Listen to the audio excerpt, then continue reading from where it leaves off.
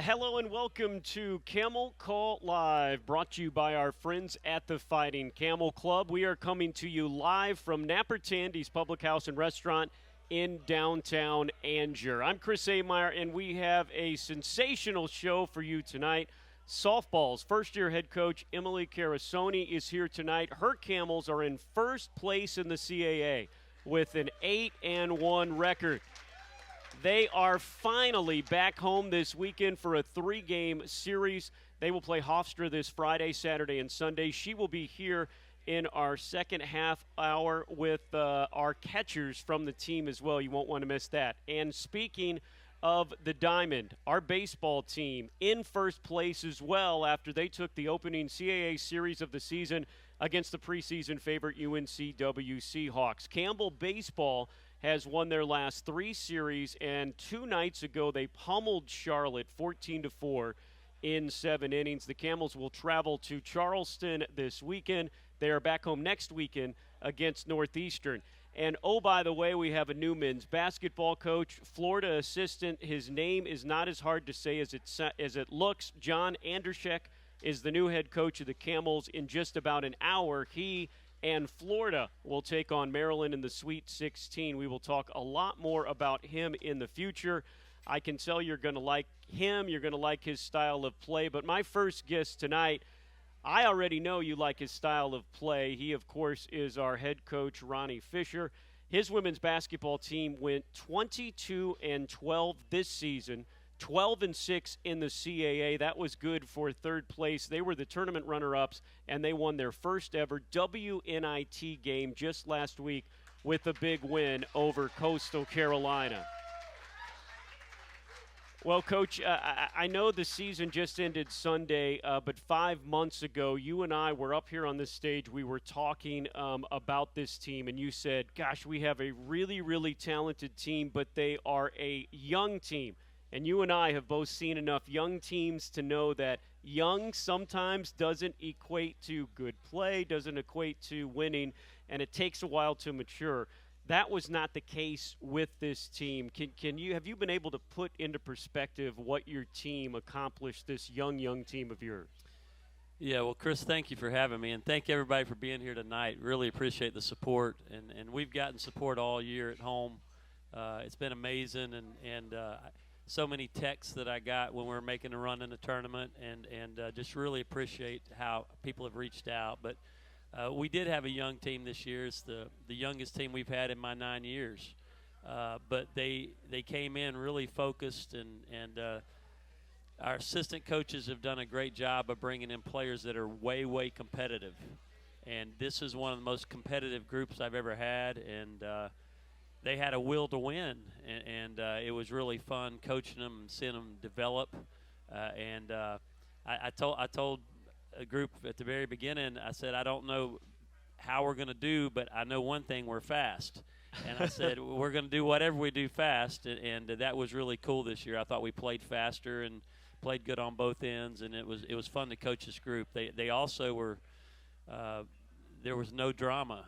They were about basketball, and they got it done in the classroom, and it was a joy because all I had to do was worry about coaching, and that's not that way every year. So it was a great year from that standpoint. Yeah, sensational. We will talk about the freshmen. We have a couple of them here. We also have one of your seniors, and I thought what was so special about this year, there is the freshmen and the newcomers, but Gemma, Gigi, Courtney, Audrey. Audrey has been there and has been a starter and has been there throughout for you. But with the other 3, they were asked to step up to play major roles, and they did that. I think one of the great things about this is your upperclassmen, they step up and really improved their play from stats to leadership. It was just amazing to see what they did this year. Yeah, it really was, and that was one of my concerns coming in was we lost 4 starters and we lost a host of captains, and talking with Audrey and Courtney, the rising seniors, that we needed great leadership, and they hadn't had to really be in that role yet. And then, like you said, challenging Gigi and Gemma and Logan as well, and they did one of the best jobs of any group I've ever had at leading. And I told them we haven't had many captains meetings this year. And that's one way you'll know that you've got great leadership, that you're not having to meet to put out a fire, or that kids aren't competing. And we didn't have to have those meetings. And they did a great job on the court. They did a great job off the court, and just really proud of them and thankful to them, because the legacy they left was because of how they took that leadership to heart. There is so many special things to talk about this season, and again, you and I really could be up here for 3 hours. They won't let us do that tonight. That'll have to be a podcast coming up this summer between you and me. But I know this is something that I'll talk about, and your heart rate will probably go up already, but the cardiac camels became a thing, and then it became a thing again, and then it became a thing again. It's coming from behind, winning 6 games this season, when trailing, entering the fourth quarter, including, you know this, you did 2 of those games in double digits. You know that does not happen with really, really experienced teams. How did you put this thing together, and how did you have your student athletes come from behind again and again in the fourth quarter? So hard to do. Yeah, it really was amazing, and it starts again with leadership on the court, and somebody with the attitude that I think I can, and we were never down so far that we thought we couldn't get back. And it started early in the season. I mean, we had the toughest schedule I've ever had here. We were on the road at Miami, down 25 points, and made an unbelievable comeback and gave ourselves a chance to win the game in a very tough environment with a really good team. So it kind of started early on, and it goes back to the competitiveness of our players, is they didn't want to lose. And sometimes one cool thing about being young is you don't know any better, right? And I think, we thought we could, and they were able to get a few of those. So every game we built on the one before, and we never really panicked, because we knew if we did what we were capable of doing that we could get back in the game and win it. So I attribute it to that.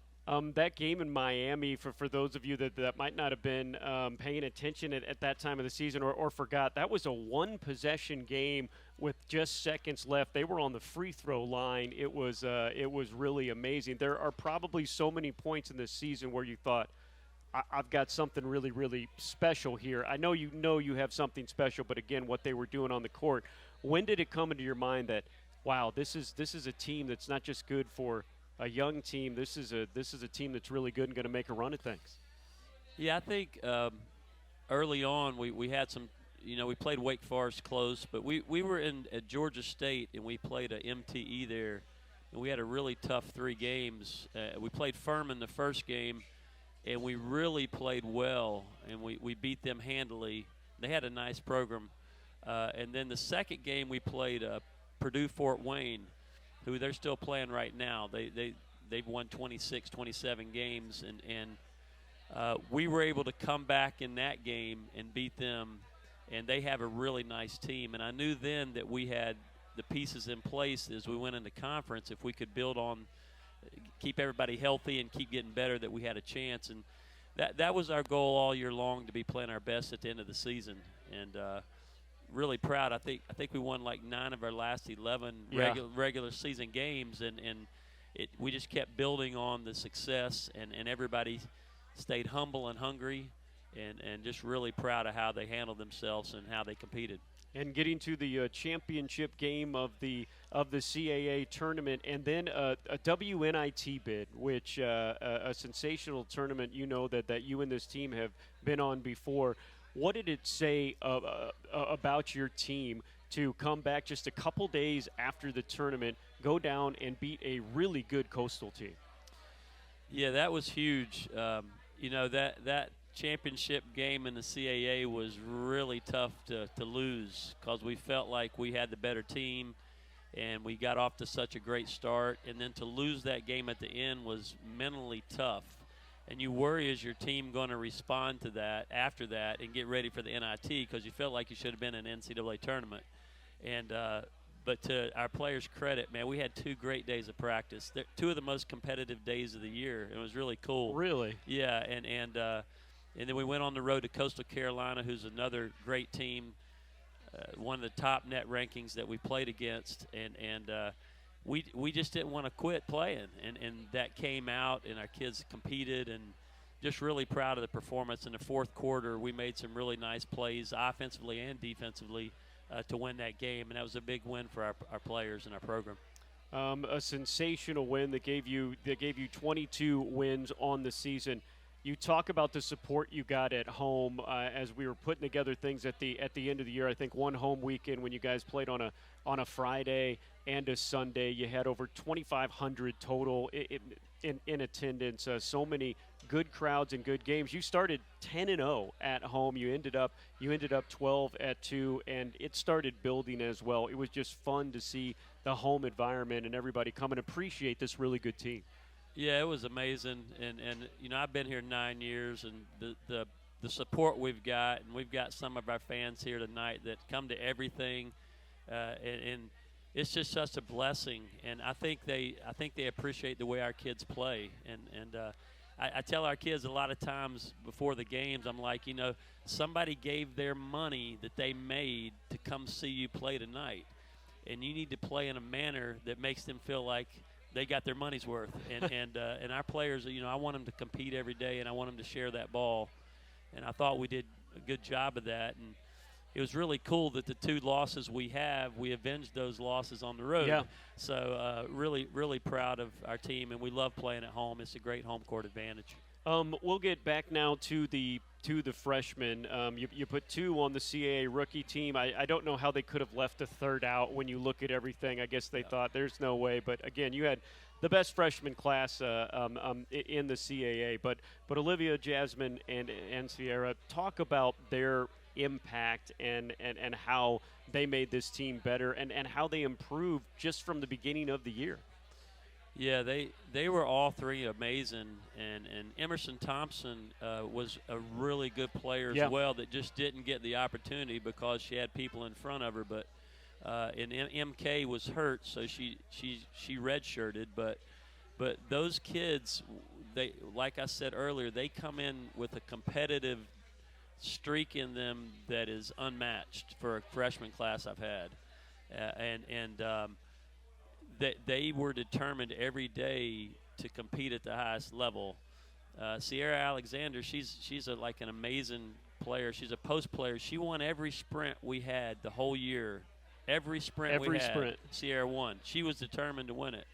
And then Liv and Jazz, I mean, you could see them on the court they have this will to win. That's what it is. And that sometimes a head coach, you find players that mesh with your mentality, and those 3 kids just meshed with my mentality, and they love being pushed. They never complained, all 3 of them, and they just kept getting better and better all year long. And how Liv got left off the all freshman team, I don't know. Yeah. And Jazz and Sierra were totally. Should have been on there, but Liv, she should have been on there as well, but that's okay. I know I talked to her about it. She's more concerned about winning than she was being on that team. I'm going to ask, we have Jasmine and Olivia here as well, and I'm going to ask them about this, but you were one of, I think it's 4 Division I teams in the country that did not bring in a transfer. You brought in some unbelievable freshmen that pushed this team to where they have never been before. When you go into these homes and you go to recruit and you talk to these freshmen and these families, what are you telling them about Campbell? Yeah, well, the first thing is I'm letting them get to know our assistant coaches and our players, and we bring them on campus, and when they get to know how special the people are they're going to be with, that's huge. And then the other thing is Hannah has done a tremendous job of, I mean, she wants us to be successful. And we have the resources that are really cool to help us to do that. So really just letting them get to know how special of a place Campbell and Bowie's Creek is, and the quality of character of the kids that are going to be in that locker room with you. And I think that draws them, and I think it keeps them. And the culture of our program, it's culture is not some words you put up on the wall. It's what you do and how you act. And our players are just quality people. Our assistant coaches have done a great job of recruiting people that fit with what we're looking for, somebody that wants to sweat and serve. And that's what our kids have done, and I think that's why they stay. one of your student athletes who is out of eligibility. It's hard to believe because it seems like Audrey Fuller came to Bowie's Creek from Australia just a couple of seasons ago. It wasn't. It was 4 seasons ago. She has done so much for this program through all this winning. We will have her up here, but can you brag on her a little bit and talk about why she has been such a special part of this program for years? Yeah, I mean, Audrey played from day one because she has that same competitive spirit in it. And I've said this 4 or 5 times. If you want Audrey to do something, just tell her you don't think she can do it. That she loves a challenge. And I don't know how much people know about Audrey off the court, but, you know, Audrey's getting her MBA right now. And she should have been the Scholar Athlete of the Year in our league this year. If you look at what she's done academically and how well she's handled that in basketball, I don't know, she's got a 3.8 or a 3.9 somewhere in there. Yeah, while getting an MBA, while playing Division I basketball, that ain't easy. Right, no doubt. And she's been everything, and she's also grown a lot. And at one point, I wasn't sure that she would be a great leader. I'm being honest, I didn't know. And then this year, she was an amazing leader. And I'm really proud of her growth and her, I mean, at this stage, too, her loyalty. I mean, there aren't many programs that have seniors anymore that came to school. And I really appreciate her and Courtney, how they stuck with it through adversity. And not only did they stay here, they really excelled.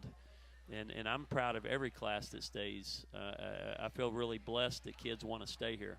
Well, we are blessed to have you, Ronny Fisher. Thank you so much for this wonderful season, this wonderful freshman class that you brought in, and it was so much fun watching you. Congratulations on a great year. Thank you, Chris. Appreciate it. All right, coming back after the break, we will have 3 of his student athletes up here, Olivia, Jasmine, and Audrey. That's coming up next. This is Camel Call live from Napper Tandy's in downtown Angier. Hey Camel fans, this is Braxton Harris, and I've got one question for you. Are you ready for game day? Well, get your game face on because Campbell's 2025 football season is here. We're bringing the energy, the grit, and the passion, and we want you to be right there with us. But hey, game day is just the beginning. You want to make a real impact? Then it's time to step up and join the Fighting Camel Club. Being a part of the Fighting Camel Club means you become the team behind the team, fueling scholarships, training, and academic success for not just our football athletes, but all 21 of our sports. When you join, you're not just a fan, you're a game changer. So what do you say, Camel Nation? Let's make a difference together. Join the Fighting Camel Club today and help us build champions on the field, in the classroom, and beyond.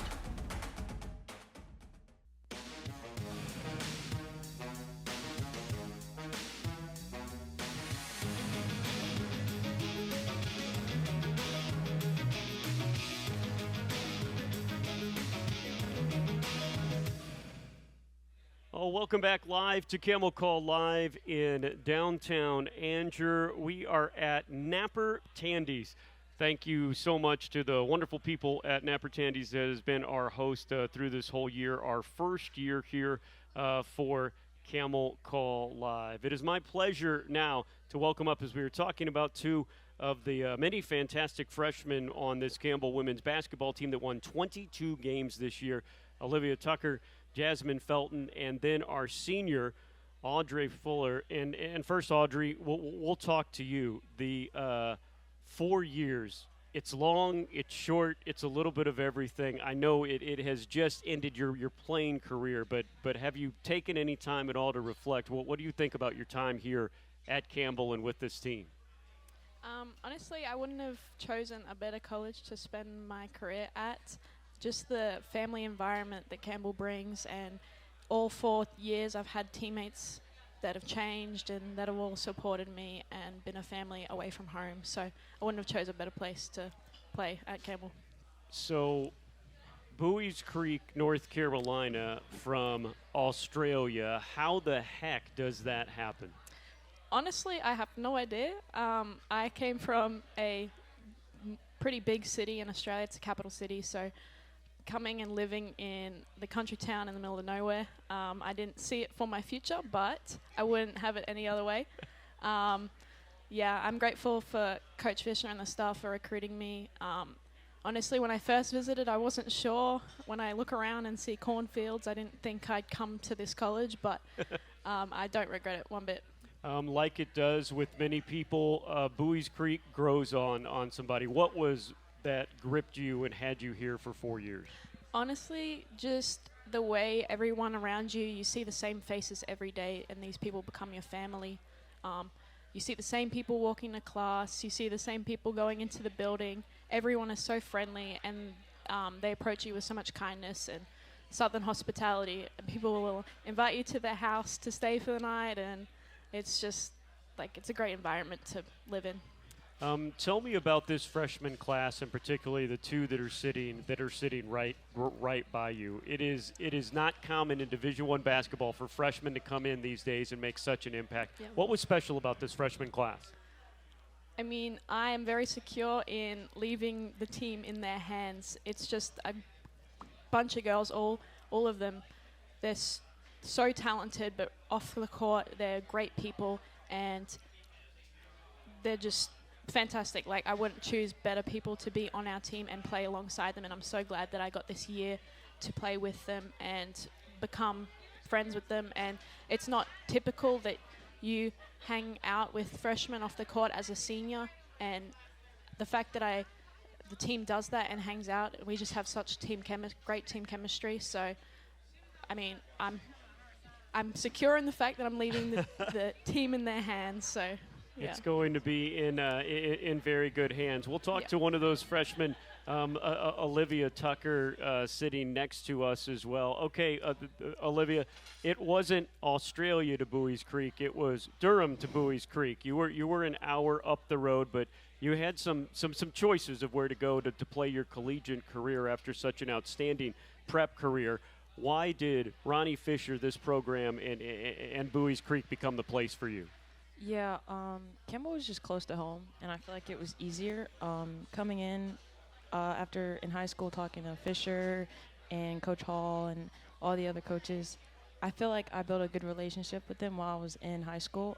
They would either, whether it was calling me after I got out of school or after a workout or any time, I think I built a good relationship with them, so it was like very easy to know that this is where I wanted to be. I remember the very first game of the season, like everybody was real, hearing about this quick team, these really great freshmen, and I think it was either you to Jasmine or Jasmine to you, but it was one of the first times you're in the game. Somebody got a rebound, threw it to the other person, threw it to him back, and then made a layup, and all of a sudden I'm like, okay, we haven't had freshmen like this here for that. How were you able to come in to the game and play at such a high level? I think it started high school and AAU. I played with Jazz in AAU, and I think playing on the EYBL circuit, I think all of the girls played at a high level, and all of them were very big Division I players, and I think that's what made it easier playing for a high program like Boo Williams. It made it easier coming in and taking the knowledge that I learned from them and bringing it here. Kind of just made everything like flow easier. So I think that's how, yeah.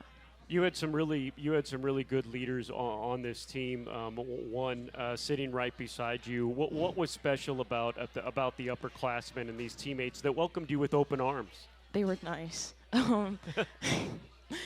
Coming in, obviously Audrey wasn't here during the summer, so I kind of had to lean on Courtney with how the system worked. But then Audrey came in, and we were in the same position, and I feel like it was easier talking to Audrey because we were kind of in the same boat with our positions.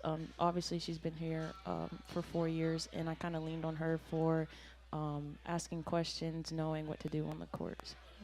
Well, thank you for that. That was Olivia Tucker. Now we'll go to her teammate in AAU and now at Campbell, Jasmine Felton. Number one, I'm going to brag on Jasmine a little bit. These two had class, and here at Campbell, you do go to class if you're a student athlete, by the way.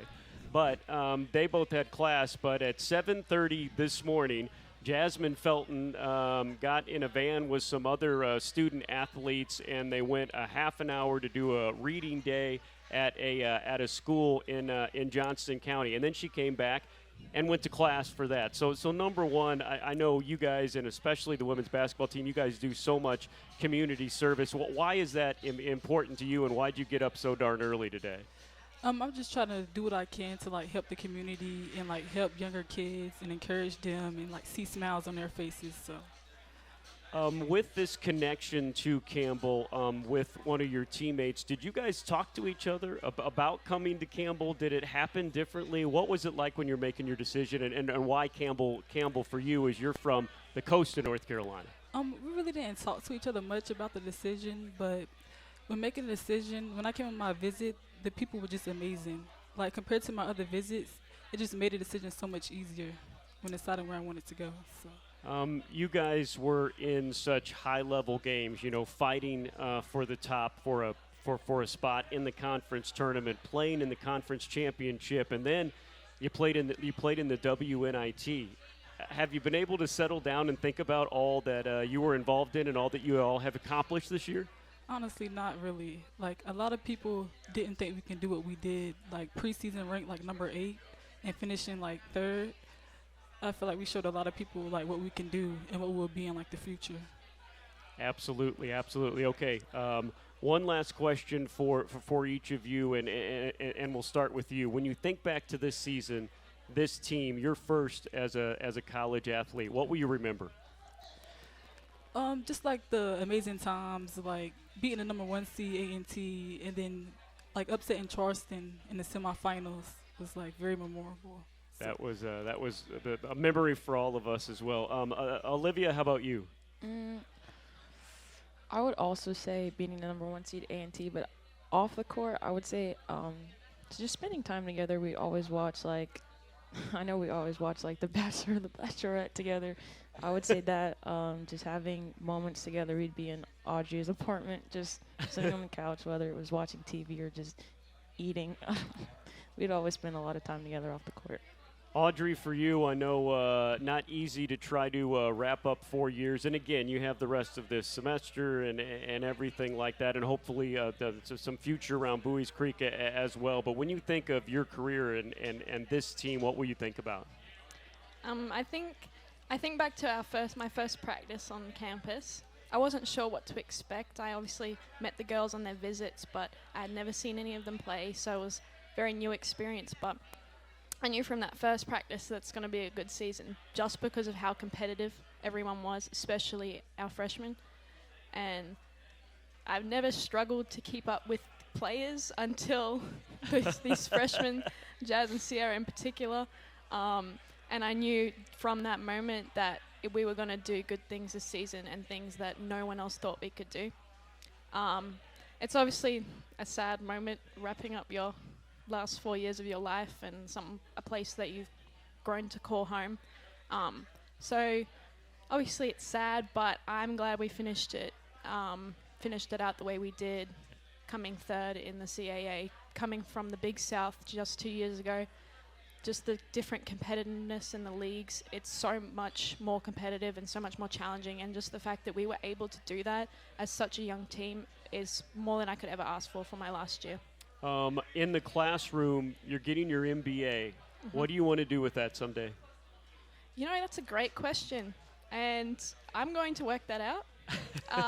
Obviously, I still want to be around the basketball environment. I would love to work in athletics, so that's probably something, athletics administration is probably something I want to lean towards. And after I finish my MBA, I'll see what I can get, but right now I'm focusing on that. And we got some good people you can talk to yes. about that. Indeed. Audrey, Jasmine, and Olivia, thank you all for such a wonderful season. Thank you so much.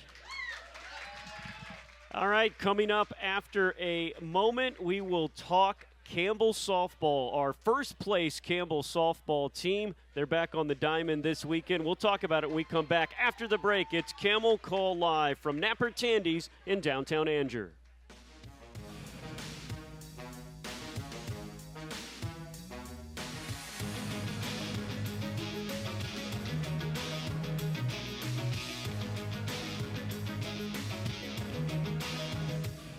Welcome back to Camel Call Live from Napper Tandy's in downtown Angier. first place, Campbell softball is 22-8 overall, 8-1 in the CAA.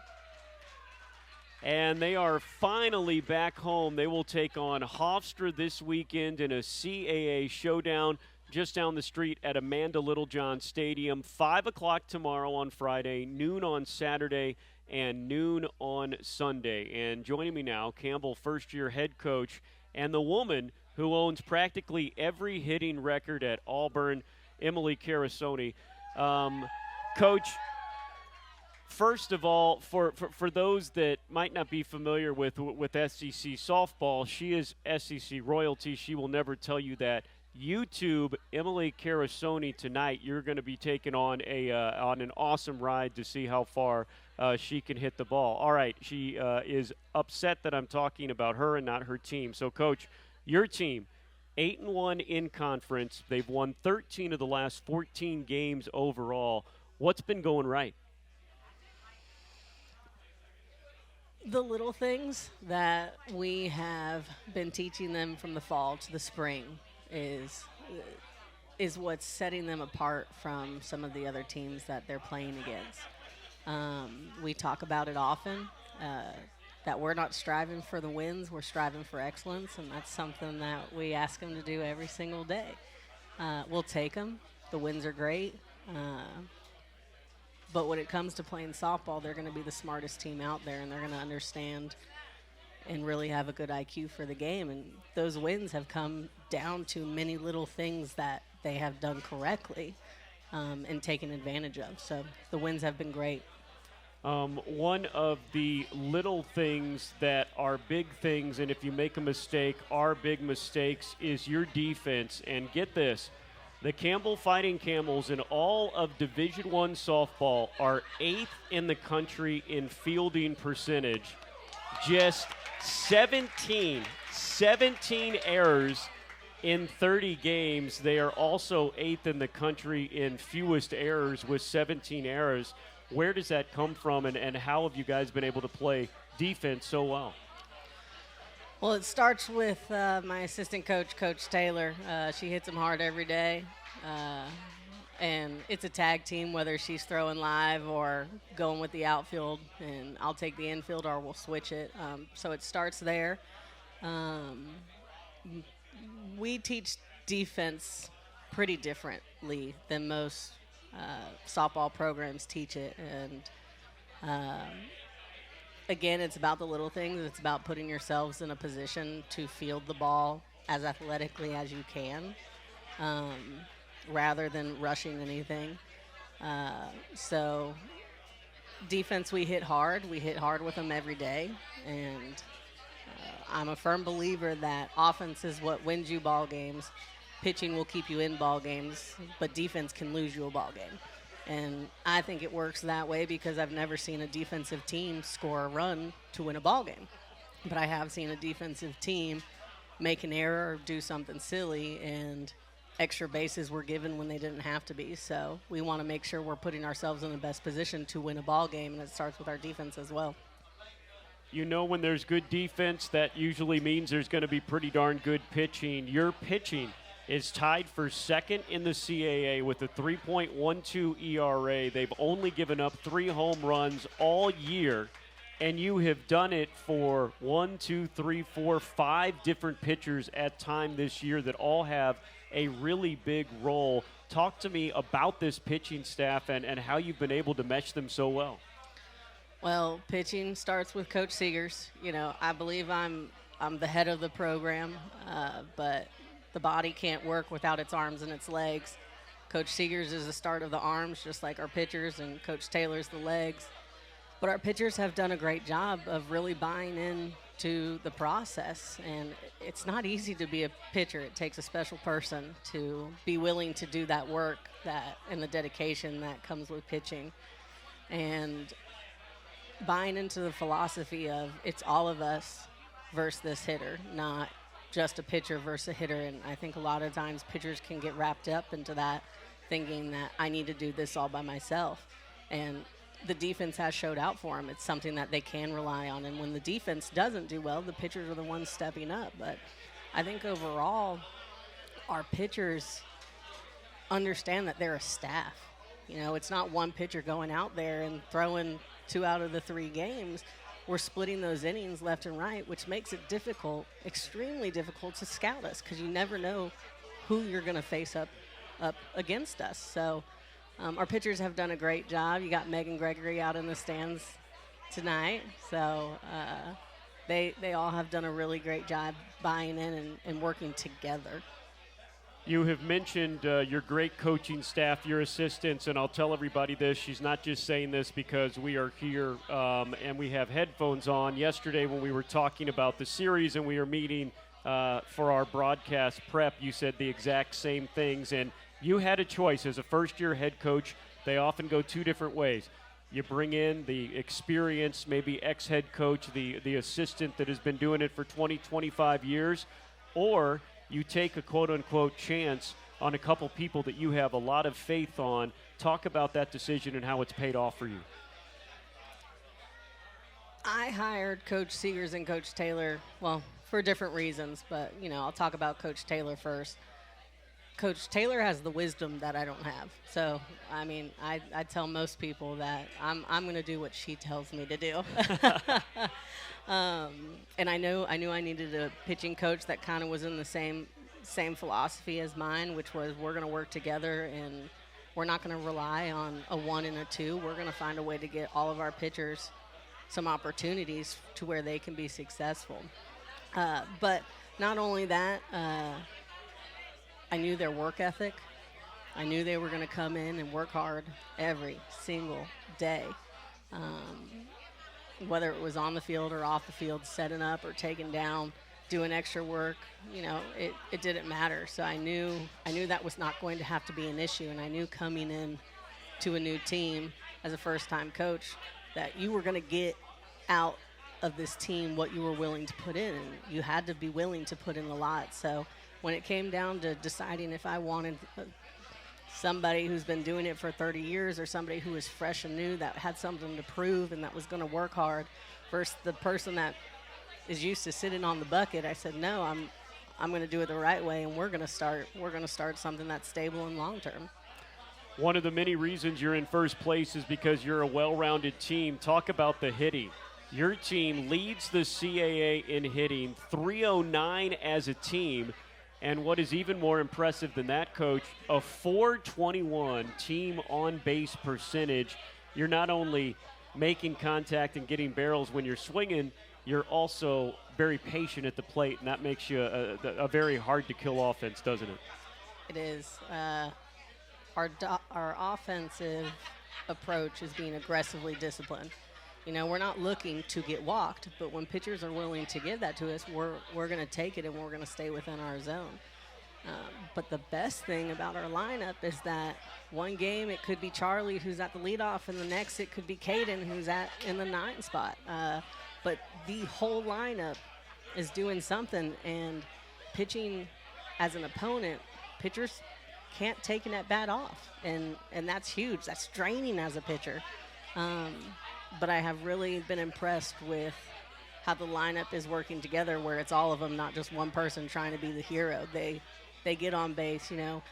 In Queens, I believe it was Haley Krebs who got walked, and then Caden Brinkman hits a 2-run home run, and those were the only 2 runs we had. So if she hits a solo home run, we're tied and we're still going into extra innings. But because somebody was willing to get on base before and put us in a position to win a ball game, the ball games are being won because they continue to put themselves in those positions. And they've been working really hard on putting the team first. And I think that's the biggest thing, is when you can continue to pass the bat and trust the person behind you and trust the person in front of you, you're not having to do it by yourself. You really like this team, don't you? I love this team. Will always be very special. It's my first, and they're a great group of young women. Hofstra comes into town this weekend. Tell me what you're expecting from the Pride. I'm expecting them to be a good ball club. Good ball club. I mean, they're well coached. There's no doubt. They have solid pitching. And solid hitting. They beat Delaware last weekend, who is a very tough team to beat. And the mentality that we try and go to every series, because our plans as a staff are to take Campbell farther than they ever have been before, which is getting them to a super regionals, right? They've been in a regionals before, and now it's trying to get them out of there and get them into a supers. Well, the super setup is set up just like the 3-game series that we're having every weekend. So their mentality, their preparation is setting them up for postseason. If you can take 2 out of 3 in this weekend, you would have taken 2 out of 3 in supers. So trying to get that mentality and that kind of expectation for them right out of the gate, that this isn't just conference, this is something more than what we're trying to do. Finally, we're going to have your 2 catchers come up here and talk to us to end the show tonight. Tell me about your 2 catchers that we'll have up here. You'll have 2 of my catchers, 2 out of the 3 that we have, and I think you will be very surprised on how well they know the ball game. Their IQ has grown tremendously, and they adapted fast. And I think you'll be really surprised on how well they understand the game, because that's what we've been teaching them. And plus, they're both catchers, so you're seeing the whole field. You're usually leading the whole field. So I think they'll both be extremely great for you. I'm excited to hear what they got to say. I'm excited as well, and I know they know the game if they're learning it from you. Emily Carosone, we are really, really, really, really glad you're our softball coach. Thank you for being here. Thank you. Roll Humps. All right. Good luck this weekend. We'll talk to 2 of her student athletes when we come back after the break. This is Camel Call Live from Napper Tandy's in downtown Angier. Hey Camel fans, this is Braxton Harris, and I've got one question for you. Are you ready for game day? Well, get your game face on, because Campbell's 2025 football season is here. We're bringing the energy, the grit, and the passion, and we want you to be right there with us. But hey, game day is just the beginning. You want to make a real impact? Then it's time to step up and join the Fighting Camel Club. Being a part of the Fighting Camel Club means you become the team behind the team, fueling scholarships, training, and academic success for not just our football athletes, but all 21 of our sports. When you join, you're not just a fan, you're a game changer. So what do you say, Camel Nation? Let's make a difference together. Join the Fighting Camel Club today and help us build champions on the field, in the classroom, and beyond.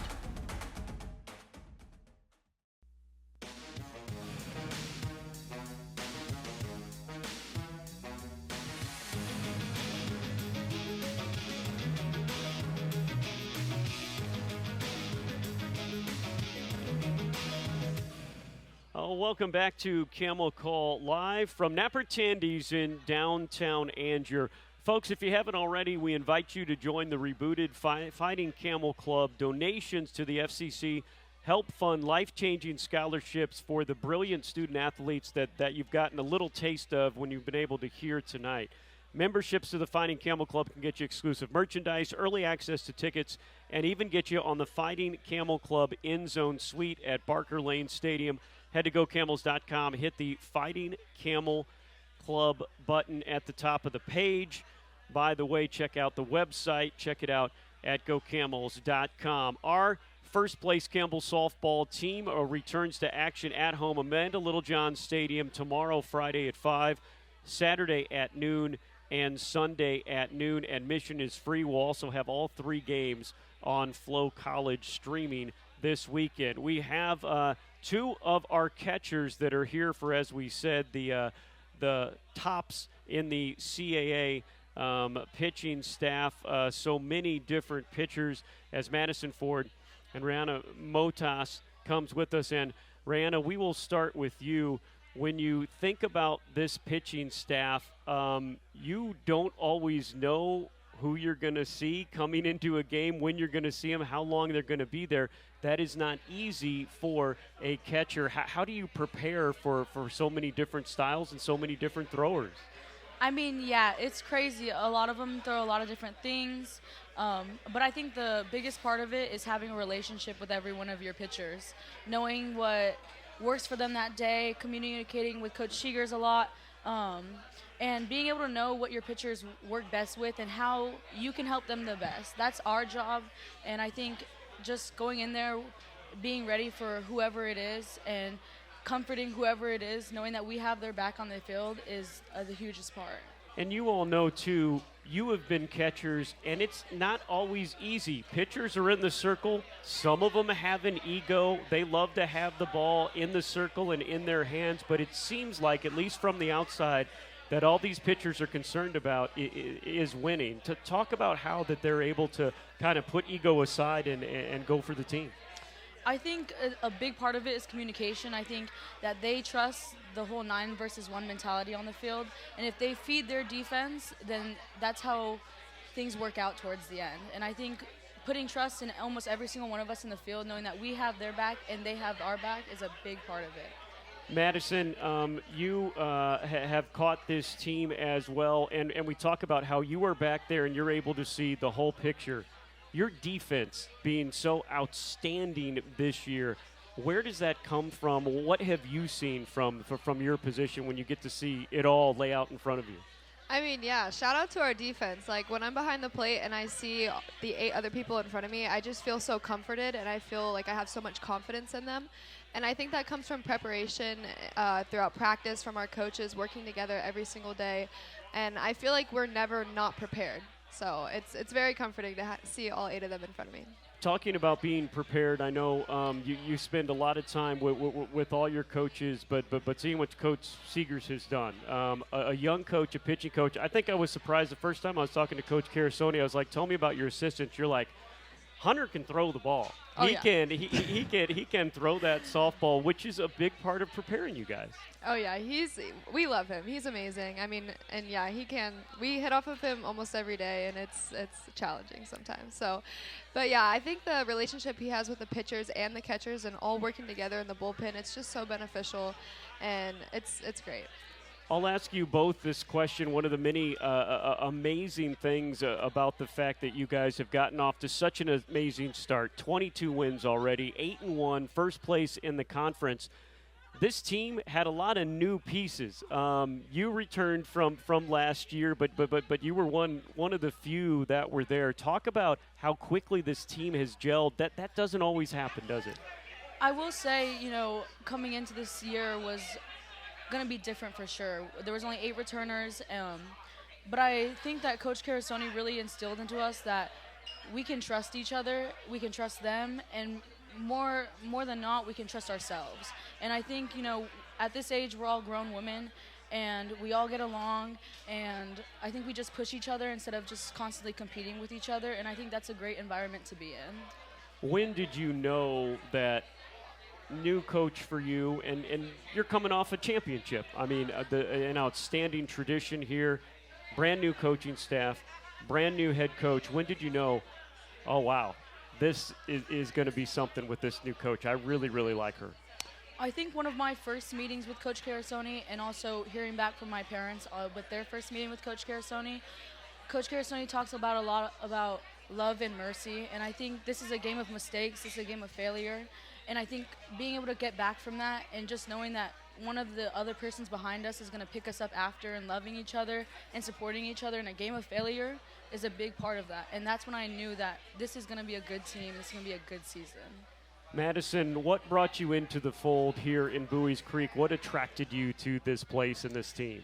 I mean, there was a lot of different things that went on, but I think at the end of the day, I just feel so blessed to be here. I mean, I came from a junior college with my teammate Livy, and when you're playing junior softball, you're working every day. You're still trying to get recruited to go play for your full 4 years. So I think, in the midst of getting recruited, there was a coaching change, and I just think it was such a blessing, and I feel so grateful to be here. So. A little bit, and it was today I was going up to get the equipment for this show, and you guys were out there practicing. It was a full team scrimmage. You were I think Aaliyah threw somebody out at home plate, and I think it was one of you that you jumped up and just, there's nobody watching other than me up in the press box, and you just yell, and it goes all over. Are your practices that energetic? I can promise you our practices are just like that. Every single time that one of our outfields makes an amazing throw or something insane happen on the field, everyone's screaming, everyone's supporting each other, no matter if there's someone watching or if there's not someone watching. I mean, shout out to Aaliyah Sweeney. I'm yelling at her every single day. Yeah, Sweeney, yeah, like every day. And I think it goes for all of us is that we're constantly impressed by this team.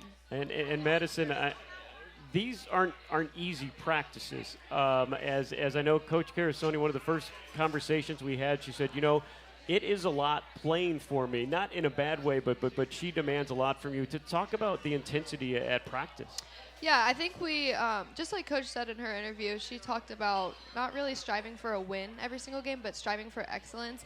And that doesn't just come in the game. That's at practice every single day. We're not just trying to perform for ourselves. We're trying to be selfless, learn to play for our teammates, and really just be excellent every single day at practice. So, yeah, practices are very intense, but I think that makes the game so much easier, honestly.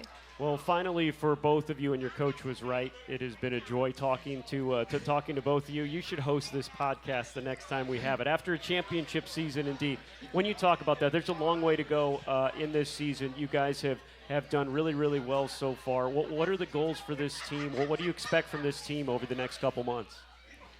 I mean, yeah, right now we're still in the refining stage, so we're still we're still refining some things, still learning, and every single day I think we're just improving, and we're nowhere near our peak, and we're nowhere near our best. You know what I mean? So every single day we're just getting better, and I think this team can go really far. It's really exciting. I just think that our standard is extremely high for ourselves and for everyone else that we go up against, and I think that we're not done yet, and this is going to be our year, and every single day is a new day, and I think that's how we have to go into it. Well, thank you so much for coming here. All of our softball team literally just got off the practice field, practice time, in just about an hour ago. Thank you all. Good luck this weekend. Thank you so much.